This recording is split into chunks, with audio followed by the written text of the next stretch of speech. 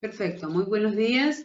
Estamos en nuestra tercera clase y hoy vamos a ver lo que es la parte de la prevención secundaria y es lo que en el día a día vamos a hacer y necesitamos saber qué es la citología convencional, el Papá Nicolau, tomado en el cuello de cervix, para poder nosotros darnos cuenta que sí es una prueba que hace mucho tiempo se realiza y que tiene resultados positivos para lo que es bajar la incidencia de los casos de cáncer uterino y por lo tanto la mortalidad también.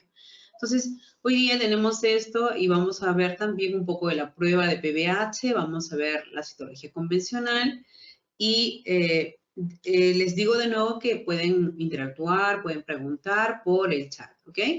Vamos a ver.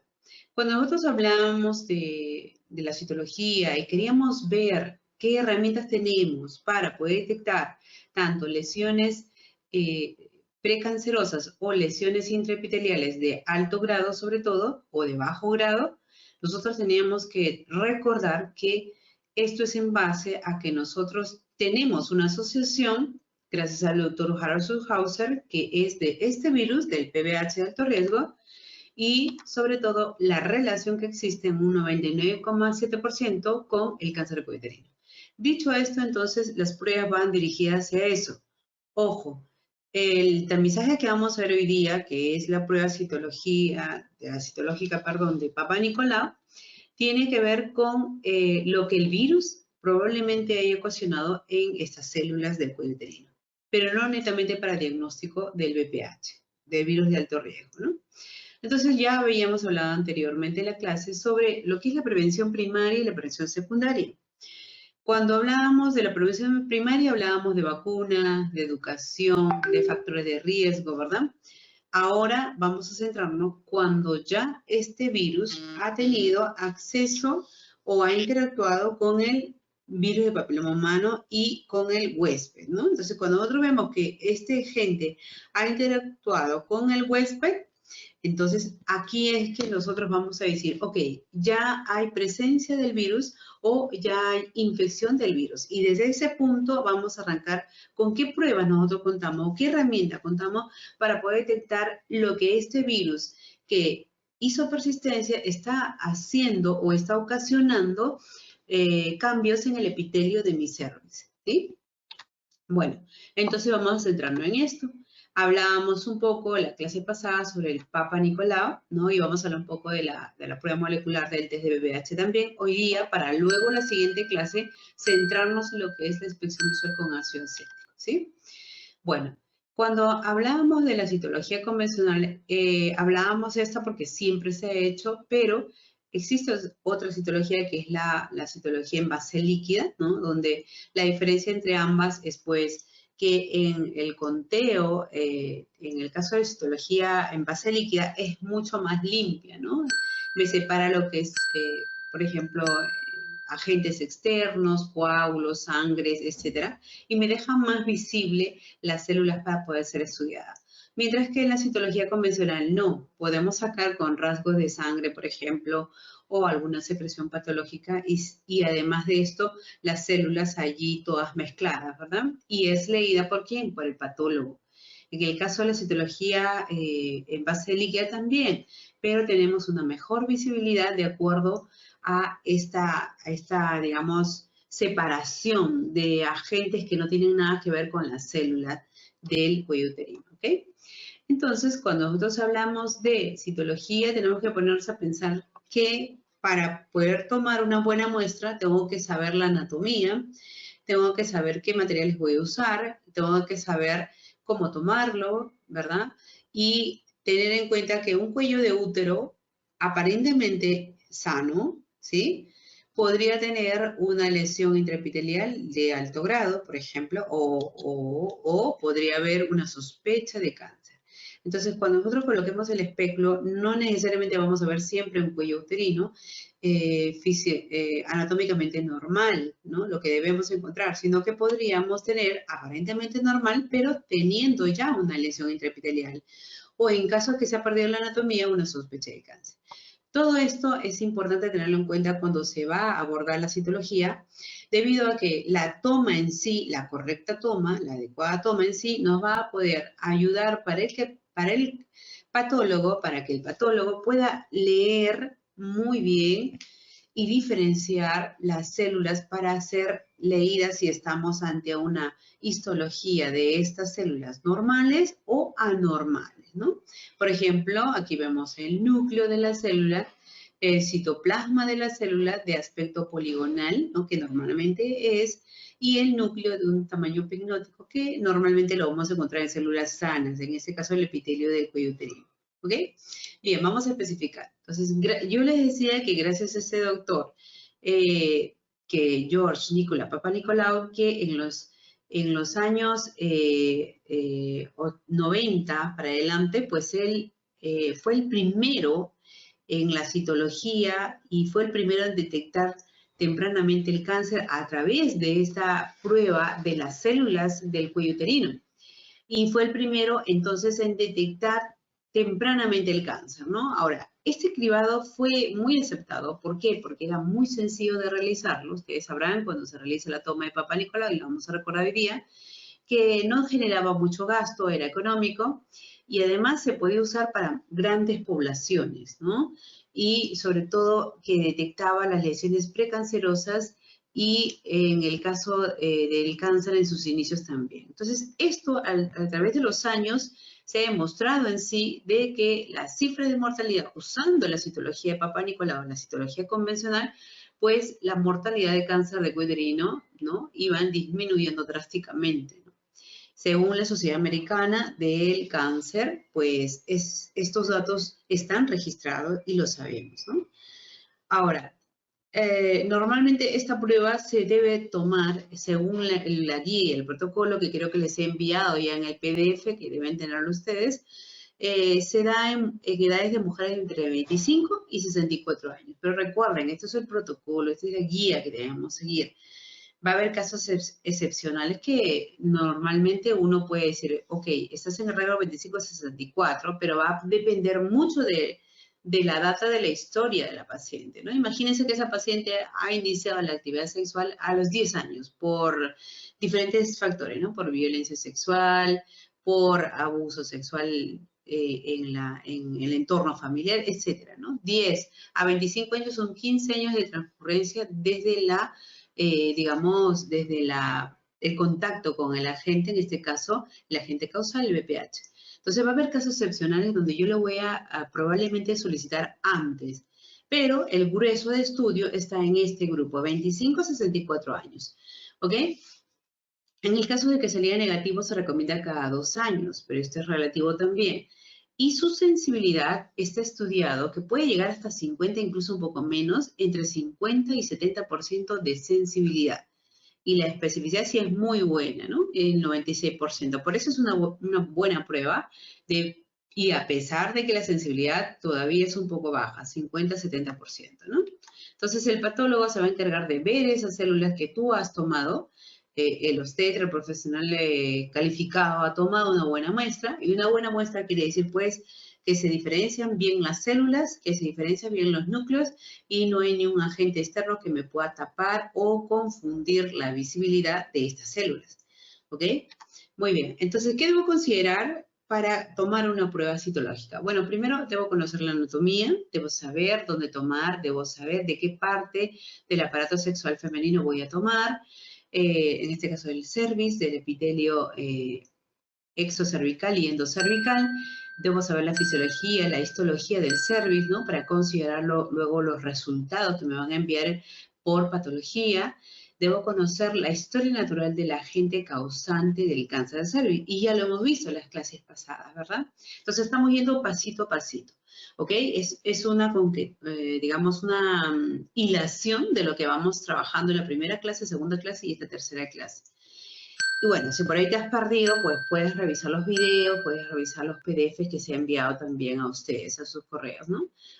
En este caso, bueno, lo importante también es conocer la herramienta del cribado que vamos a usar. En este caso, la citología convencional, es decir, el Papá Nicolau del cervix. ¿Sí? Luego, la toma correcta de la citología cervical.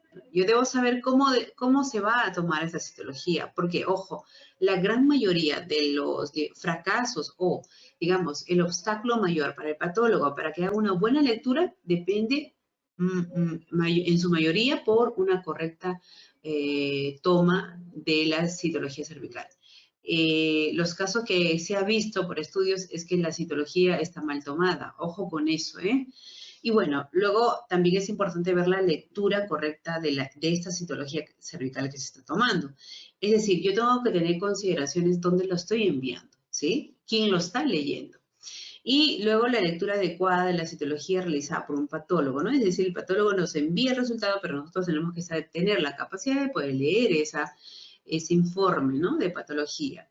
Y la interpretación de los resultados de citología cervical, que es justo lo que estoy mencionando en este momento, ¿no? Entonces, debo conocer la anatomía, debo saber dónde está ubicado el cuello de útero, debo saber los tipos de epitelios del útero, debo saber que voy a sacar muestra de endocervix, pero también de exocervix. Exo fuera, endo dentro. De estas dos partes se va a tomar una muestra. Y eso lo debo tener clarísimo. Yo no puedo ingresar con un espéculo al cuello de útero y decir, bueno, ¿y ahora de dónde tomo, no? Esto hay que tenerlo en cuenta muy seriamente, ojo. Y también tengo que saber que dentro de la etapa de la mujer, pues desde que nace hasta que, en este caso, pasa por la menopausia, va a haber ciertos cambios físicos, anatómicos, histológicos también. Es decir, a nivel anatómico vamos a ver que el tamaño del útero va a ir creciendo, sí, pero la relación entre el cuerpo y el cuello del útero van a ser en un inicio por estimulación estrogénica 1/1 en la niña, ¿no? Recién nacida. Luego, esto en la adultez vamos a ver que la relación es 2:1 en relación al cuello del útero y el fondo, el cuerpo del útero, ¿verdad? Y que además en el cervix, pues va a ocurrir en la pubertad, en la menarquia, va a ocurrir cambios a nivel anatómico, es decir, crece el cuello uterino, va a haber influencia estrogénica y esta influencia estrogénica también ayuda a muchos procesos que se van a dar aquí. En este caso, por, digamos, crecimiento del cuello uterino, pues va a haber una eversión, ¿no? Una eversión quiere decir que lo de adentro, que está compuesto por células endocervicales, va a salir, ¿no? Esa es la eversión. Y parte del exocervix se va a ver en el cuello del útero y parte del endocervix se va a ver en el cuello uterino, ¿no? Para luego ver que el tamaño y los epitelios que van a estar en el cuello en la menopausia, pues van a atrofiarse, ¿no? Entonces vamos a ver que hay cambios a medida que vamos avanzando de edad en el útero. ¿Y por qué me importa esto? Porque yo voy a trabajar con muestras del cuello uterino y si yo sé que hay cambios, pues vamos a ver diferentes tipos de cuello uterino dependiendo de la edad de la paciente, ¿no? Entonces eso es importante tenerlo en cuenta. Bueno, ahora, cuando vemos esto a nivel, digamos, de las células histológico, pues aquí vamos a ver algo muy, muy importante. Yo debo considerar que cuando ya visibilicé mi cuello uterino, voy a ver a nivel histológico, voy a saber que por anatomía y sé que dentro de esa anatomía hay una histología y voy a ver el tipo de epitelio, ¿sí? Y en la parte que dice 1, pues aquí vamos a tener un epitelio escamoso, exocervical también llamado, ¿verdad? Y que este es el cuello del útero y yo veo una parte con histología o con células exocervicales y por otro lado veo otro tipo de células que es el epitelio glandular o también llamado ciliar porque tiene solo una capita aquí y esta vendría a ser la entrada de ese cuello uterino en una mujer prepuberta, ¿sí? Pero ya cuando llega la pubertad vamos a ver que hay un crecimiento, además de aumento de estrógenos y también hay presencia de progestágenos. Pero a la par va a haber un crecimiento del cuello uterino en la cual el epitelio que ustedes ven acá en la flecha endocervical va a evertirse hacia el exterior, es decir, hacia lo que yo voy a mirar en el cuello del útero, ¿sí? Y aquí vamos a tener entonces ya no un epitelio solamente poliestratificado, que inicialmente en la puber lo veíamos, ¿sí? Aquí vamos a ver un epitelio endocervical, una parte de ese cuello uterino, y la otra parte, por supuesto, un epitelio exocervical.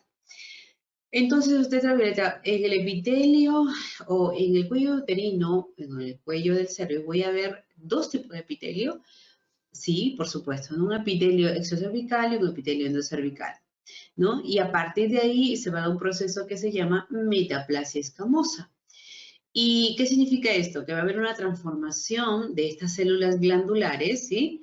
Y luego vamos a tener una metaplasia escamosa inmadura, ¿no? Y una metaplasia escamosa madura que se va a parecer y se va a asemejar mucho al epitelio exocervical. Si por ahí alguien se ha quedado en la explicación, me dice un poco para reforzar esto porque es importante. Y como ustedes ven aquí, miren, vamos a ver lo que nosotros llamamos la ectopía, ¿sí? La ectopía, que vemos esa coloración central que está justo ubicado y, digamos, encerrando a la entrada del cuello uterino, va a ser la ectopía, que justamente se ve de un color más rojo que el resto del cuello uterino, ¿no? Y vamos a ver que esto lo vamos a ver en todas las etapas de la mujer, pero con diferentes características, ¿no? Más pequeños probablemente, con cambios notorios acá. Es más, aquí vamos a ver los cambios que pueden pasar en el epitelio debido al contacto con el BPH, por ejemplo, ¿no? Si vemos una lesión intraepitelial, lo vamos a encontrar aquí, en una zona específica llamada zona de transformación, que ya luego en las siguientes láminas yo las voy a explicar. Ahora, cuando la mujer va avanzando en edad y llega a la menopausia, ya no tenemos esta visibilidad típica que habíamos visto en una persona en edad fértil de su cervix, ¿no? Ahora lo que vamos a ver es que el epitelio glandular se ha introducido a canal, ¿no? Ya solo lo vemos en canal. Y a diferencia del epitelio cervical externo, ya no vamos a ver estos dos tipos de epitelio, ¿no? Sino vamos a ver solo un tipo de epitelio que vendría a ser el epitelio poliestratificado o epitelio exocervical, ¿sí? Hasta ahí vamos bien, ¿verdad? ¿No hay preguntas? Vamos a ver. Por ahí alguien, se escucha bien, ¿verdad? No, ya sé que tenga problemas con el audio. Vamos a ver aquí. Voy a poner para todos, ¿ya? Me pregunta grupo organizador, panelistas. Ultravioleta, ¿no le logré escuchar? Ah, sí, decía que si se escucha bien. ¿Escucha bien, ultravioleta? No hay ningún problema de audio. Ok, aquí me sale una opción del chat que dice solo organizadores y panelistas se coloca, ¿verdad? A ver, en la opción de chat hay que ponerlo toda la audiencia. Ok, Me dé un segundo, me dé no un la... segundo. A ver, me dé un segundo, le voy a dar un rol más. Sí, porque no Hay tengo que esa... aceptarlo, le voy a poner como organizadora. Ok, Le va a salir una invitación a ultravioleta, hay que aceptarlo.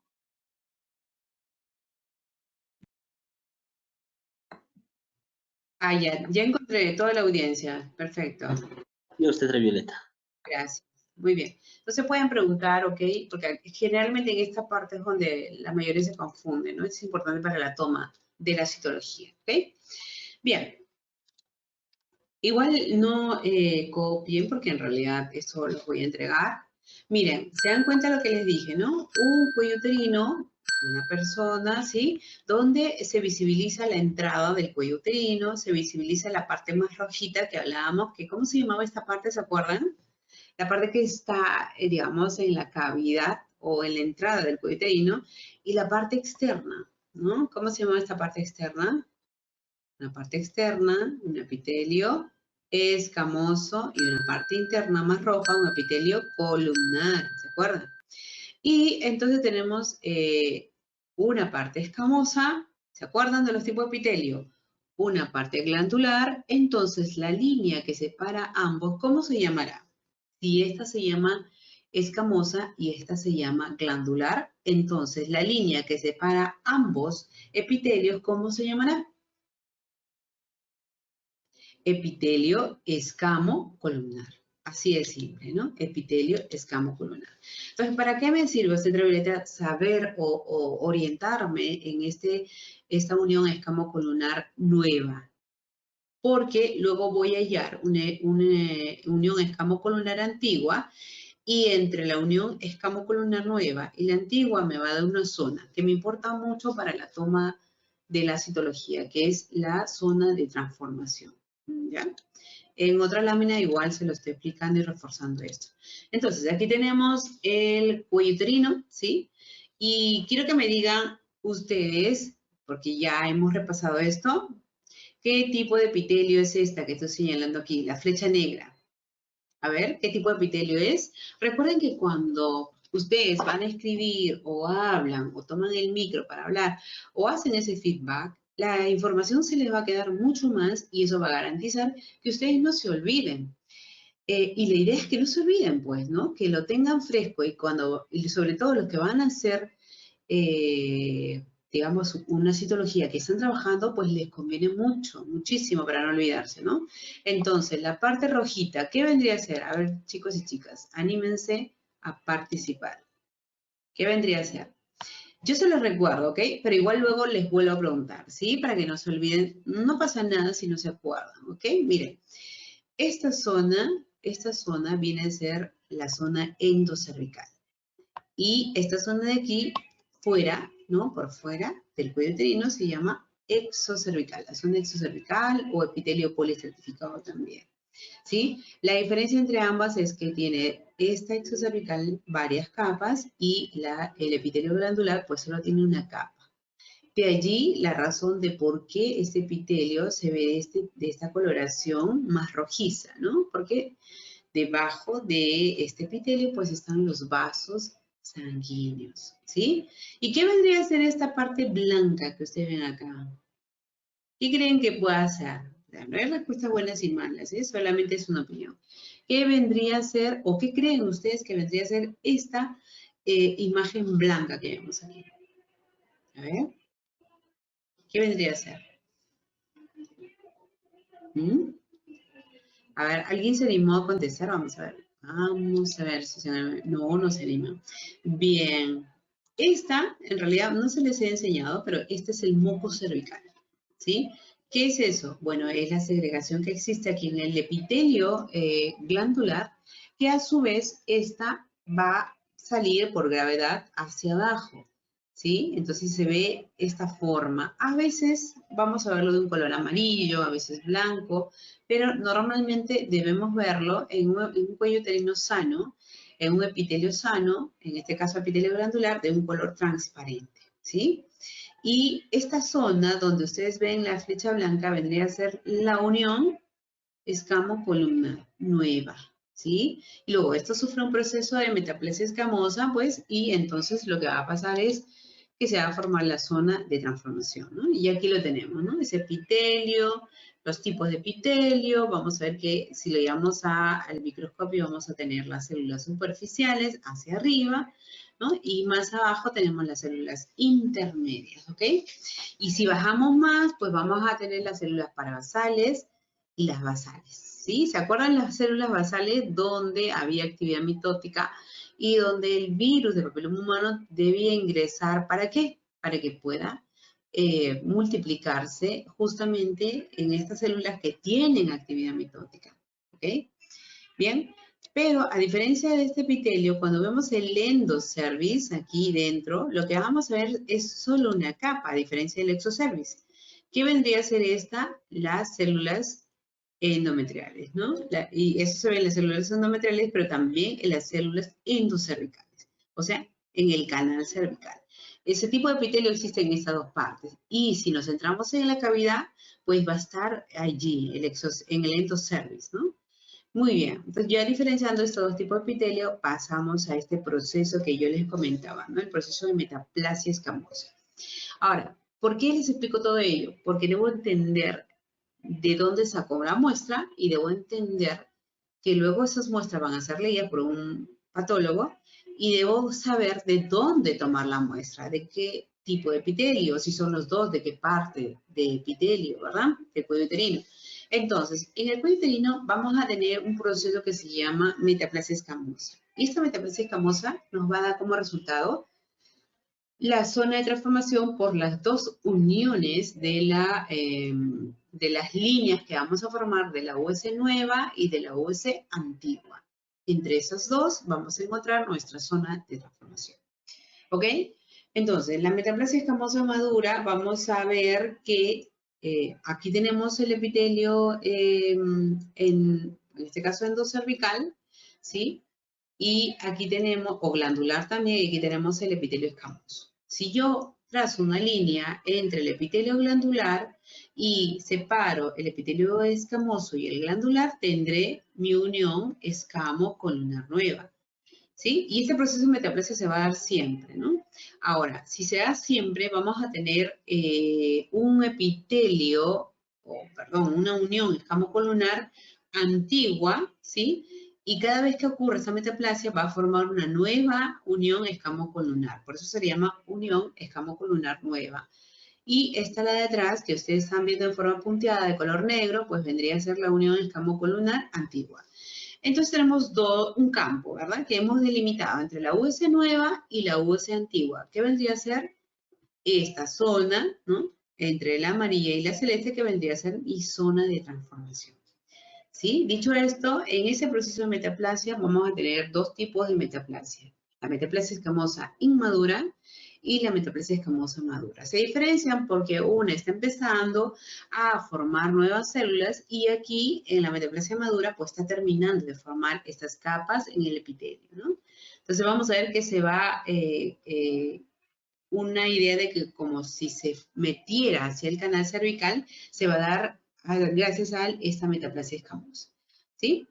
Muy bien, entonces veamos. Cuando nosotros vemos que todo este proceso ocurre en el cuello uterino, vamos a citarnos en la ectopía, ¿no? En ese epitelio cilíndrico. Y si vemos a través de los años, pues ese proceso de metaplasia o esa ectopía va a cambiar a través de los años, ¿no? Mientras que en una mujer en edad reproductiva vamos a ver un epitelio, una ectopía más grande, ¿sí? Y esto por un proceso de metaplasia, ¿no? Va a empezar a introducirse al canal aparentemente, ¿no? Entre comillas digo porque el proceso de metaplasia hace de que el epitelio glandular empiece a tener mucho más capas y se parezca mucho al exocervix. Por lo tanto, va a ir reduciendo su tamaño y nos da la idea de que se introduce al canal. ¿Sí? En una premenopausia probablemente veamos la entrada del cuello uterino y una parte muy pequeña o del epitelio glandular, ¿no?